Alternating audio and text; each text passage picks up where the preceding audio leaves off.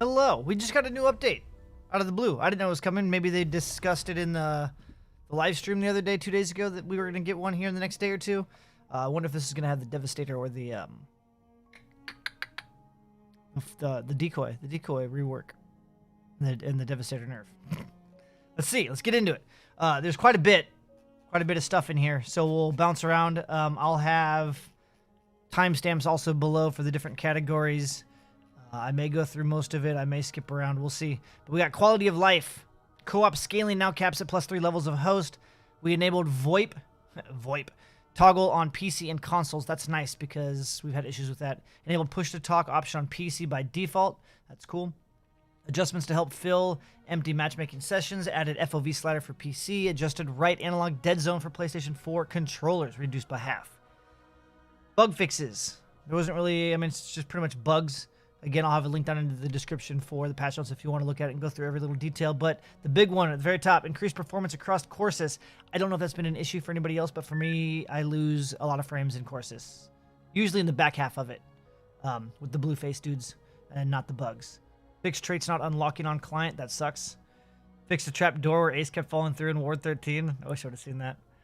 Some FOV stuff. Saving memory or saving settings when you back out of the menu too quickly. Blah, blah, blah, blah. Cool. General balance. Radiant Tomb total spawns and intensity reduced. The most notoriously difficult encounter in the game. Radiant Tomb has been retuned to be fairer to the player and reducing the need for a very specific loadout. I don't know what that is. It's got to be one of the tombs inside of ROM or the last Yeshi. I can't even think of the name right now off the top of my head. I don't know what that is. I'm curious. Weapon balance. I kind of already went through all these previously. Basically, most of the weapons in the game all got more accurate. Reduced spread per shot, reduced max spread, increased the DK speed so you don't have bloom as much. While moving, a lot of them got less severe bloom while moving. Reload speed, but like the repeater pistol, hunting rifle. Some of them got more bullets. Coach gun increased ideal range from 800 to 900. They added 4+ shells. Assault rifle got buffed. Crossbow. They changed the reticle. So changed reticle behavior and changed reticle graphic on the crossbow. Eye of the Storm, same thing. Beam rifle. So they reduced the initial damage from 16 to 14. Max ramp up is still the same. And they reduced the reload speed by 20%. So they kind of nerfed the beam rifle a bit. They felt that it was more powerful than like the assault rifle. So they wanted to bring it down more in line. Hive cannon, same thing. Reload. Actually, they got a little bit more of a rework. They added 2 hive grenades per clip, 5 shots total. Reduced reload speed by 10%. Hive shot mod dot damage was increased from 80 to 150. The hive shot mod power requirement increased from 350 to 600, so it costs more to activate the mod. And then they reduced the amount of charges from 5 to 3. So now you have less of it. It's not as active as often, and it does more damage though. The particle accelerator, they adjusted reticle size to better represent accuracy. The fire rate on the Defiler got increased. Buff, Devastator. Here's the Devastator. I thought we were going to get the changed reticle behavior and changed reticle graphics, same as the crossbow. Developer comment. Like the crossbow, the Devastator had major issues with the projectile reticle, so we changed it to use a normal static reticle. There are many adjustments planned, parentheses. We see you, bandit users. But for now, this should feel much better. The repulsor reduced initial spread by 40%, increased spread decay, increased post-banish debuff duration by 25%, reduced banish time from 8 to 4, reduced friendly banish time. Can you really banish your friends? I'm going to do it. All right. Armor balances. The Hunter Sharpshooter now increases all ranged damage at 15 meters, not just the weak spot.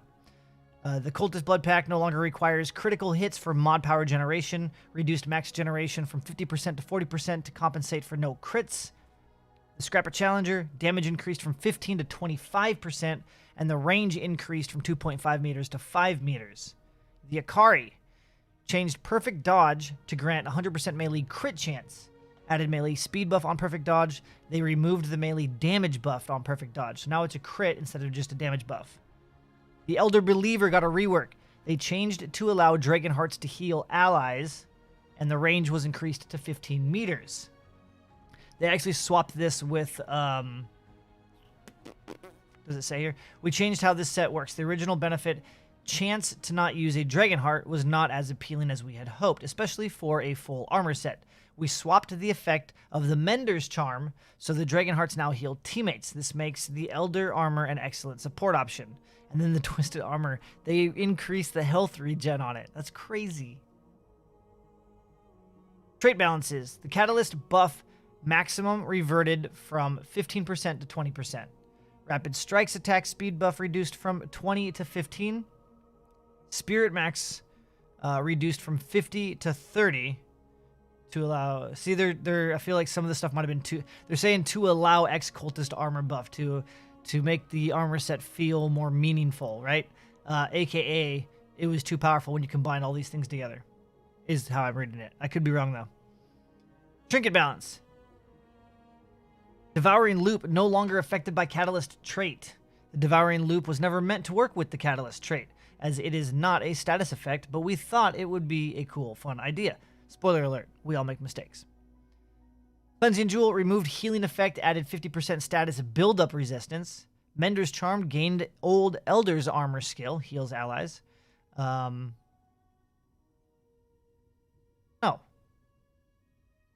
That's not what happened. The Mender's Charm now has the chance not to consume a Dragon Heart, because that's what the Elder Armor was. That's a typo. Mendo's Charm gained 25% additional self-healing from Cleansing Jewel. Oh, look at that. Soul Anchor adds +1 max simultaneous summoned allies.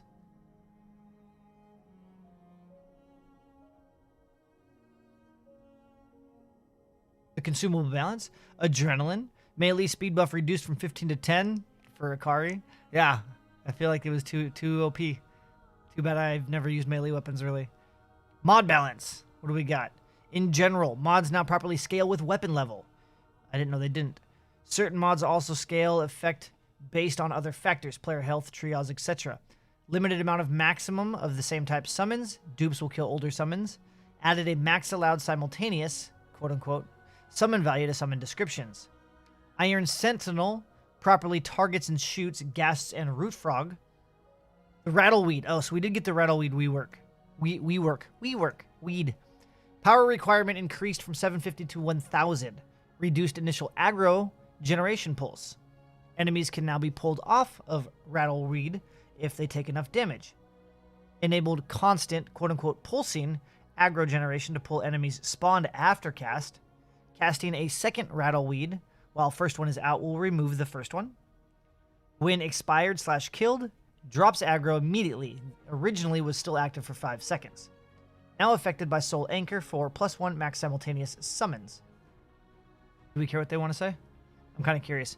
Rattleweed has always been, quote-unquote, too good in a game that has a lot of enemies that you are expected to deal with. We didn't want to change the core concept of the mod, but we did want to reduce how overpowered it was. We increased the build-up so it takes just a bit longer to fill. We reduced the initial aggro pulse by a significant amount so it didn't lock enemies on it until death. This allows you to pull enemies off now with damage. We also added a constant pulse that will pull newly spawned enemies towards it, assuming you do not already have too much aggro. Additionally, when a second Rattleweed is summoned, the first one is immediately killed. Previously, it would stick around for 5 seconds and hold aggro, which made it even more effective than it should have been. Players can still summon 2 Rattleweeds if they use Soul Anchor. Cool. Veil of the Black Tear, now unbreakable while active. That's going to be awesome. For ranged, that's awesome. I wonder how... Oh, God, okay. Duration scales with weapon level. Awesome. No longer breakable while active. Veil of the Black Tear should now do the job we all thought it should have been doing from the beginning. This is the bubble shield that blocks incoming damage. For the most part, bosses would nuke the shield because it had a damage value or a health limit before it popped. It was good with mobs and stuff, but yeah, that's cool. So it'll just stay active. That's awesome. So that should block all boss ranged attacks. Reviving? Yes. So Swarm got increased duration from 20 to 25 seconds. Thing's already pretty broken. Oh, reduce charges to 1. Got it. Okay.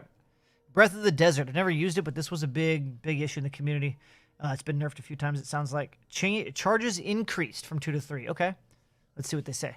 Reverted the reduction of charges. We want players to feel more like a caster with Breath of the Desert. With 3 charges, we may eventually need to adjust the damage. For now, rest assured that we will never again change the total charges of Breath of the Desert. Quote unquote, unless we do. Let's see. Enemies.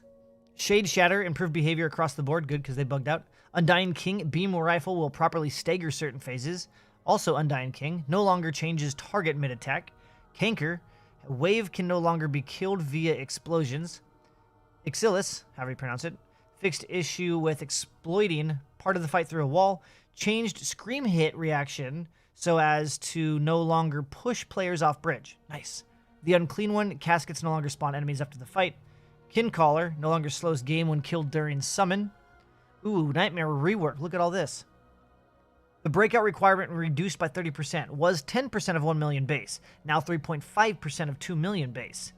Breakout phase timer variance, 15 to 30 seconds, was removed, and now it's a flat 30 seconds. Nice. That's a lot of damage, dude. 30 seconds? Vulnerable phase increased from 5 seconds to 7 seconds. The longer he no longer faces away when broken out. I've had that happen. No longer changes target after starting an attack. Health doubled. Parentheses. We're serious. Yeah, because we can now nuke him. Should no longer be fightable immediately after being defeated. Okay. Miscellaneous. Used the control rod to play fetch with Wasteland Good Boy. Developer comment. The Wasteland Good Boy has been an extremely good boy since launch day, and we felt it only right that he got some quality playtime. We've been working on setting up a playdate with Earth Good Boy, but have yet to find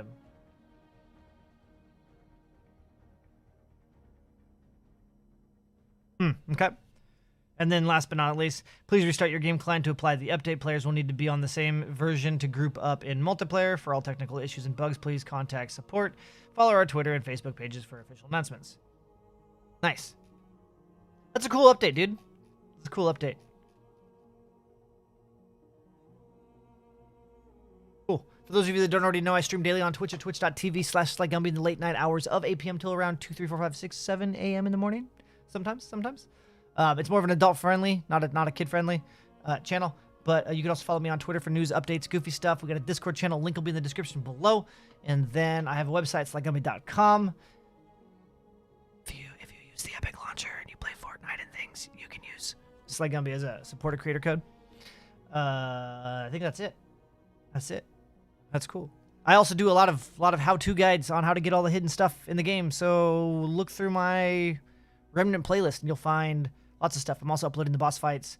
I've got lots of other ideas too. I'm just trying to get all the gear out so everybody knows how to get all the gear before we start doing build videos and goofy stuff and some other surprises. Anyways, I'm out. See you guys in the next one. Bye-bye now.